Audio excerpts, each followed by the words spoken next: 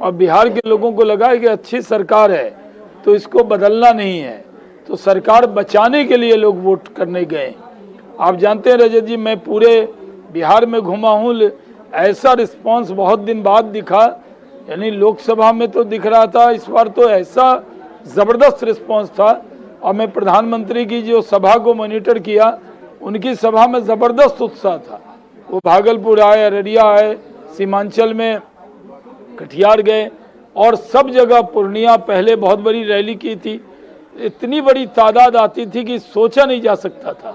तो प्रधानमंत्री पर बहुत ज़्यादा यकीन बिहार के लोगों का है और नीतीश कुमार जी के काम पर भी विश्वास है। तो ये जो जोड़ी थी, ये ज़बरदस्त जोड़ी थी, इसके सामने महागठबंधन फेल हो गया।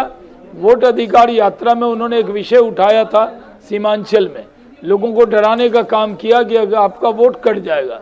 कोई व्यक्ति पूरे चुनाव में नहीं मिला जिसने कहा कि उसका वोट कट गया है। तो ये दुष्प्रचार भी इनको भारी पड़ा है। आइंदा से राहुल गांधी सावधान होंगे कि वो प्रोपेगेंडा करके और नरेंद्र मोदी को गाली देके अगर इस तरह की भाषा बोल के वो जीतना चाहते हैं, वो होने वाला नहीं है। प्रधानमंत्री नरेंद्र मोदी जी को के माँ तक को गाली दी गई। बिहार की जनता ने उस दिन ही मन बना लिया कि महागठबंधन के लोगों को सबक सिखाना है, इसलिए जितनी सीटें उनकी थी उससे भी वो घट रहे हैं यार, बुरी तरह हारेंगे। मुझे लगता है कि अब तो शुरुआती रुझान नहीं है, अभी तो कई राउंड की गिनती हो गई और उसमें साफ इंडिया टीवी सुबह से मैं देख रहा हूँ और देख रहा हूँ कि अभी अच्छी खबर है, आपके स्क्रीन पे 172 हम हैं जी और 68 महागठबंधन है। और उस यकीन से हम कह सकते हैं ये आंकड़ा और बढ़ेगा। जब हम लोग कहते थे कि अमित शाह जी ने कहा था 160 के ऊपर जाएंगे, तो अमित शाह जी की बात पूरी तरह सच होने जा रही है और मैं अभी कह रहा हूं आपसे 172 से भी ऊपर जाएंगे। जी देखिए, 172 सीटें होने का मतलब है महागठबंधन से 104 सीटें ज्यादा होना। ये बहुत बड़ी जीत है, बहुत बड़ा लैंडस्लाइड है। और अब तक जो ट्रेंड आए, मुझे नहीं लगता कि अब ये ट्रेंड बदलेंगे, बल्कि ये ट्रेंड तो इसी दिशा में और आगे बढ़ते रहेंगे। लेकिन आमतौर पर मुसलमानों को ये कहकर डराया जा रहा था कि बीजेपी आएगी तो तुम्हें परेशान करेगी, बीजेपी आएगी तो तुम्हें बाहर निकाल दिया जाएगा, जीना मुश्किल हो जाएगा।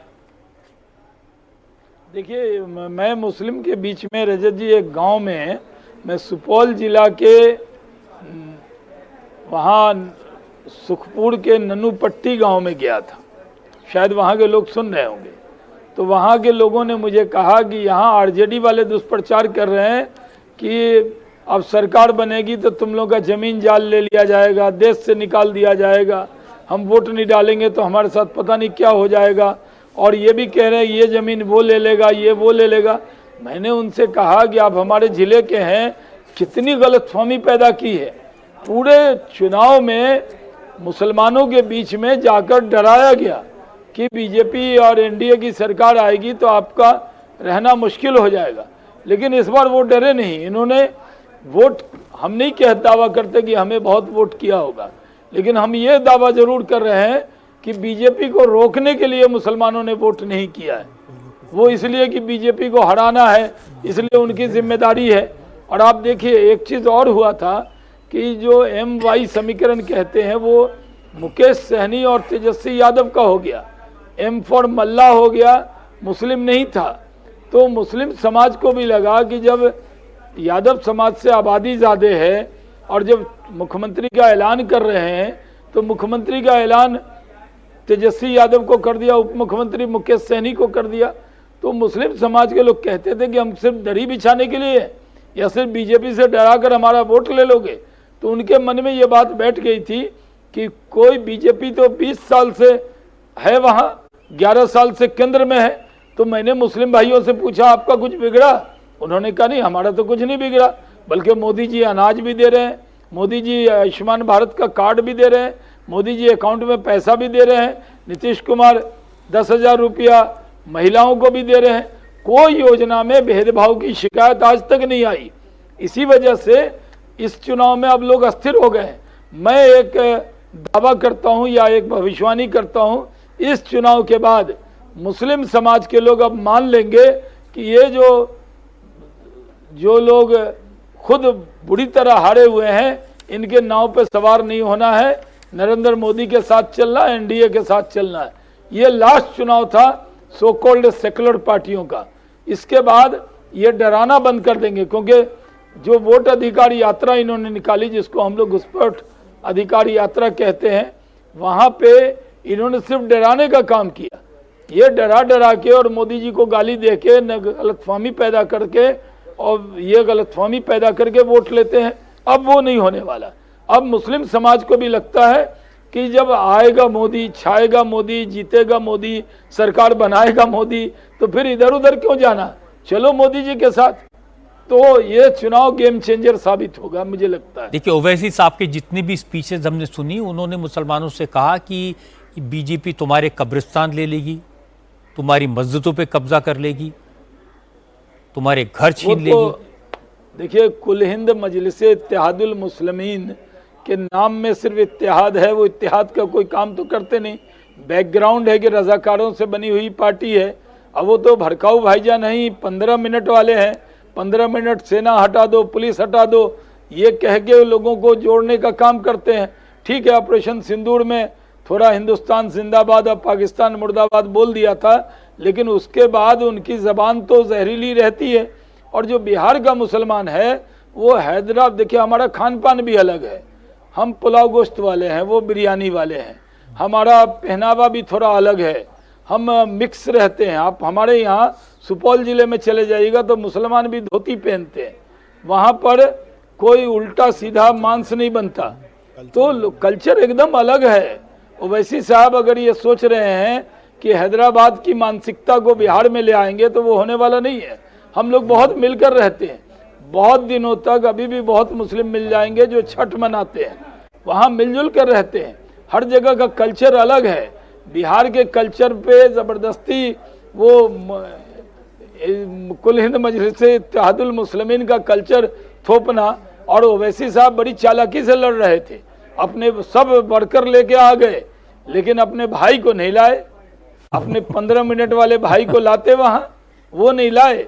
वो कई जगह बैरिस्टर हैं, तर्क अच्छे रखते हैं, पार्लियामेंट में मैंने कई बार उनसे बहस की है, टीवी पे बहस की है, पढ़े लिखे आदमी हैं, लेकिन बहुत चालाकी से वो मुस्लिम और हिंदू के बीच में दरार डालते हैं। मैंने तो उनका नंबर भड़काऊ भाईजान के नाम से सेव कर रखा है कि वो सिर्फ भड़काना उनका काम है और कुछ नहीं है। हाँ, चुनाव में आते हैं थोड़े जनूनी बात करते हैं। मुस्लिम में जो कुछ लोग ऐसी तबीयत के होते हैं जिनको जनून चाहिए, कुछ भड़काऊ बात चाहिए, ऐसे लोग उनको पसंद करते हैं, मैं मानता हूँ। और आप ये रजत जी ये याद रखिए, आप तो किशनगंज, जब मैं वहाँ मिनिस्टर था तो आप एक बार हमने आपको दावत दी थी, आप आए भी थे। वो किशनगंज, अररिया, पूर्णिया, सीमांचल का इलाका मैंने उसको रिप्रेजेंट किया है। वहाँ के लोगों की मानसिकता को जानता हूँ, वो भड़कने वाले नहीं हैं। इसलिए बहुत सी जगह, जैसे मैं सीट बताता हूँ आपको, जोकीहाट सीट पर बहुत से मुस्लिम का वोट हमें मिल रहा है, मंजर आलम चुनाव लड़ रहे हैं। जिस तरह अमौर में सबा जफर जेडीयू एनडीए के उम्मीदवार हैं, उनको भी वोट मिल रहा है, बहुत लड़ाई में है। उसी तरह अब अगर आप इधर अररिया की आएंगी, अररिया वाली सीट है, शगुफ्ता जेडीयू से लड़ रही है।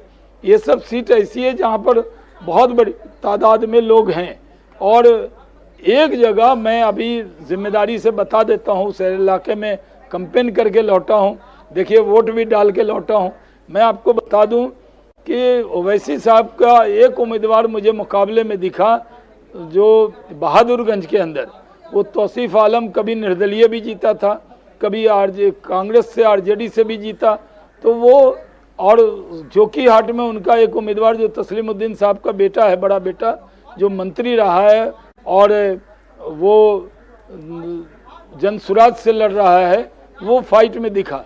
उसके अलावा न एआईएम फाइट में दिखा और न जनसुराज वाले दिखे। हाँ, ये लोग यूट्यूब पे फाइट में थे, सोशल मीडिया पे फाइट में थे। इन लोगों के व्यू बहुत अच्छे आते हैं। प्रशांत किशोर बहुत बढ़िया बोलते हैं, आर्टिकुलेट हैं, तो इसलिए उनको सुनने लोग आते हैं। जितने एंकर जाते हैं दिल्ली से, उन्हीं का इंटरव्यू लेते हैं। असदुद्दीन ओवैसी साहब भी मीडिया के डार्लिंग हैं, वो अच्छा बोलते हैं इसलिए व्यू अच्छा आता है, तो जितने यूट्यूबर हैं वो उनसे बाइट लेने जाते हैं, लेकिन वोट नहीं आता है। वही हाल प्रशांत किशोर का है, वही ओवैसी साहब का है। दोनों आर्टिकुलेट हैं, ये मैं मानता हूँ, और दोनों पढ़े लिखे भी हैं। भाई मीडिया के डार्लिंग तो आप भी हैं, आपसे भी बहुत बात करते हैं मीडिया के लोग। हम स्टूडियो में जो डिस्कस कर रहे थे वो ये कि इस बार एनडीए ने मिलकर चुनाव लड़ा और महागठबंधन में बिखराव दिखाई दिया, इसका भी एक असर हुआ है।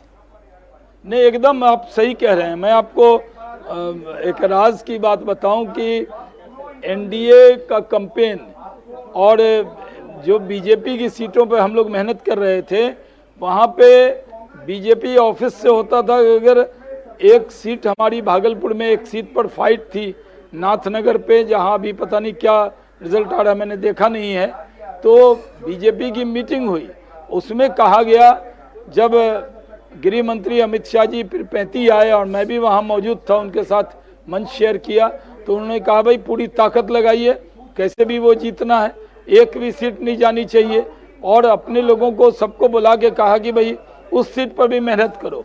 तो हम लोग सिंबल अलग अलग था, लेकिन नेता एक थे नरेंद्र मोदी, नेतृत्व था नीतीश कुमार का, चिराग पासवान, जीतन राम मांझी, उपेंद्र कुशवाहा और बीजेपी की पूरी टीम एकदम एकजुट होकर लड़ रही थी। और मैं आपको ये भी बताऊं कि जो हमारे प्रवासी गए थे बाहर से, कुछ विधायक गए थे, सांसद गए थे, मंत्री गए थे, एक एक सीट पर उनकी जिम्मेदारी थी, तो जहां जेडीयू लड़ रही थी या लोजपा लड़ रही थी, उस सीट पर भी मध्य प्रदेश या छत्तीसगढ़ का कोई एक एमएलए हो तो उसकी भी ड्यूटी थी। जैसे जेडीयू कहलगांव लड़ रही, वहाँ चंदौली के जायसवाल जी की ड्यूटी थी, और मैं जब वहाँ गया तो वहाँ वर्कर ने कहा, उम्मीदवार ने कहा जेडीयू के शुभानंद मुकेश ने, कि जितना जायसवाल जी मेहनत कर रहे हैं उतना मेहनत तो हम भी नहीं कर रहे हैं, इतने चंदौली के विधायक इतना मेहनत कर रहे हैं। तो मैं आपको, आपने सही आकलन किया कि कलेक्टिव होकर लड़े, जबकि राहुल गांधी रूठे रूठे नजर आए। कांग्रेस को अपने बारे में घमंड अहंकार हो जाता है, डींगे हाँकने लगते हैं कांग्रेसी, कहने लगते हैं, बड़ा माहौल बन गया। राहुल गांधी वोट अधिकार यात्रा में गए, थोड़ी भीड़ आई, और रजत जी मैं पूरे वोट अधिकार यात्रा में बीजेपी ने मुझे पीछे पीछे लगा रखा था। मैं 13,000 किलोमीटर चला हूँ चुनाव से पहले, और तब मैंने देखा कि उनको लोग देखने सुनने आ जाते थे, उनके वर्कर आते थे, उनको गलतफहमी हो गई, ज्यादा सीट मांगने लगे, और जब रिजल्ट आया तो कुछ नहीं निकला। वहाँ राहुल जी, प्रियंका जी जाएंगे जहाँ बीजेपी डोमिनेटेड एरिया में, तो देखने तो लोग आएंगे, देखने में अच्छे लगते ही हैं, इनके नेता तो शहर में रहते हैं, जब जाते हैं तो इनको देखने भी लोग आ जाते हैं। जैसे आपको मैं बताऊं, राहुल गांधी को पवन सिंह से ज्यादा लोग नहीं देखने आते, पावर स्टार है पवन सिंह। एक दिन मैं उनके साथ हेलीकॉप्टर में गया, 4 सभा किया, एक रोड शो किया। मैंने रजत जी ऐसा रोड शो कभी नहीं देखा, 6 घंटे हम लोग खड़े रह गए, निकलना मुश्किल था। पवन सिंह बीच में से उन्होंने कहा कि भैया हमको जाना है, मैंने कहा आप जाइए। मैंने सोचा कि अब रोड शो हो गया है, ये पावर स्टार चलेगा, मैं अकेले क्या करूंगा, लेकिन मेरे रोड शो में भी भीड़ की कमी नहीं थी। तो यहाँ गैलेक्सी ऑफ लीडरशिप है, वहाँ राहुल जी और तेजस्वी यादव। अभी मैंने मुकेश सहनी मुझे पूर्णिया में वोट डालने के बाद हवाई जहाज में मिल गए, तो मैंने उनसे पूछा कि भाई आप 18 सभा कैसे करते हो? तो आरजेडी के पास 2 हेलीकॉप्टर था, 9 सभा एक हेलीकॉप्टर से, 9 सभा एक हेलीकॉप्टर से। तेजस्वी यादव को ये गलतफहमी हो गई कि कोई फिल्म स्टार है, वो उतरे ऐसे से हाथ किया, हाँ हाँ इनको वोट देना, हम चलते हैं। भाई कोई भाषण नहीं, कुछ नहीं, उन्होंने कहा 180 सभा कर ली। हम लोग जब 4 सभा या 5 सभा करते हैं, 2 नेता होते हैं तो मुश्किल हो जाती है, वो तो सिर्फ हाथ हिला के चले आए। तो लोगों को लगा कि बिना, जब अभी वो कहते हैं ना, रात है इतनी मत वाली तो सुबह का आलम क्या होगा। मुख्यमंत्री बनने से पहले ही ऐसे से हाथ हिला रहे हैं, बाद में कौन पूछेगा। और उनके यहाँ आप एक चीज देखिए, क्या आरजेडी का कोई नेता मिल जाए तो पूछिए, तेजस्वी यादव के अलावा किस नेता ने वहाँ कैंपेन किया? एक भी नेता नहीं। वहाँ अब्दुल बारी सिद्दीकी बहुत बड़े नेता हैं, मुस्लिम समाज के बड़े मिनिस्टर हैं, आप जानते हैं उनको, उनसे एक दिन हेलीकॉप्टर में नहीं बैठाया उनको। ये लोग, तेजस्वी यादव को गलतफहमी हो गई थी अपने बारे में कि उनको बहुत बिहार की जनता चाहती है, उन्होंने रोजगार दे दिया, ये दे दिया, कोई यकीन करने वाला नहीं है। मुझे पूरी उम्मीद है, जिस तरह आपके टीवी पे आ रहा है कि अररिया से भी जेडीयू आगे है, मैं आपको बता देता हूं आज मुस्लिम डोमिनेटेड है, 60% से ऊपर है, वहां से भी एनडीए आगे है। और किशनगंज जहां 63% मुस्लिम है, वहां से भी बीजेपी जीतेगी। यानी बहुत सी मेजॉरिटी मुस्लिम सीट बीजेपी और जेडीयू सबसे ज्यादा खराब हालत कांग्रेस की नजर आ रही, क्योंकि कांग्रेस को लगता था कि शायद मुस्लिम बहुल इलाकों में उनको थोड़े बहुत वोट मिलेंगे। सिर्फ 9 सीटों पर कांग्रेस आगे चल रही है। नहीं, मुझे लग रहा है 9 से भी कम हो जाएगा इनका। ये 9 भी कुछ ज्यादा दिख रहा है। कुछ एरिया होता है बूथ वाइज खुलता है, जैसे मैं कई बार देखता हूँ कि भागलपुर में 1 नंबर बूथ कहाँ है, तो हमें अंदाज हो जाता है 1 से 50 तक बीजेपी पीछे रहेगी, 50 के बाद आगे रहेगी, ऐसा होता है। तो मैं आपको बता रहा हूँ जो 9 सीट दिख भी रही है वो भी 9 सीट कम होने वाली है। कांग्रेस को आत्मचिंतन करना है इसमें। अगर कोई कांग्रेसी मेरी आवाज़ सुन रहा हो कि भाई आप दिल्ली में 0 लाते हो, हरियाणा हार जाते हो, महाराष्ट्र हार जाते हो, फिर भी आपकी ज़बान नहीं बदलती, आपकी भाषा नहीं बदलती, आप में सौम्यता नहीं आती, आप अटैकिंग रहते हो, देश के सबसे बड़े लोकप्रिय नेता को माँ की गाली सुनवा देते हो अपने मंच से, उनके बारे में तू तराक करके बात करते हो।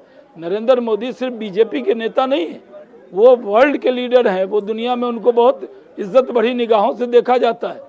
अटल जी जब जिस तरह नेता थे तो विरोधी कांग्रेसी भी उनको इज्जत के साथ उनको बुलाते थे, तो तब कांग्रेस सरवाइव भी करती थी। आज उल्टा हो रहा है, नरेंद्र मोदी इतने लोकप्रिय नेता हैं, कांग्रेस के नेता इस तरह की बात करते हैं कि हम लोगों को बहुत दुख होता है। रजत जी, मैंने आपसे कहा, देखिए आपके स्क्रीन पर 9 से 8 सीट हो गई कांग्रेस की, 1 घट गई। नहीं, आप थोड़ी देर और बात करते रहेंगे तो हो सकता है सीटें और कम हो जाए। लेकिन ये बात सही है कि इस पूरे चुनाव में नरेंद्र मोदी का इम्पैक्ट पूरे कैंपेन के दौरान दिखाई दिया, इसीलिए मैंने तो रजत जी मैं आपको बताऊं, मेरा सौभाग्य है कि मैं युवा मोर्चा के वो नरेंद्र मोदी जी इंचार्ज थे, तब से मैं जानता हूं, बहुत शुरू से उनको जानता हूं, उनके साथ काम किया है।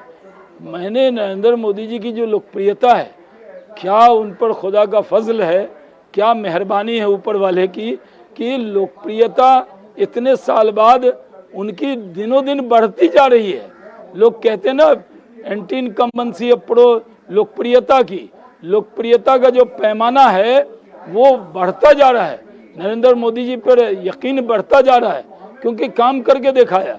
और बिहार में नीतीश कुमार जी का साथ है, तो ये जोड़ी वो था, पवन सिंह का गाना था कि मोदी नीतीश के जोड़ी हिट हुई, तो मोदी नीतीश की जो जोड़ी है वो हिट हो गई है, बम्पर जीत मिल रही है।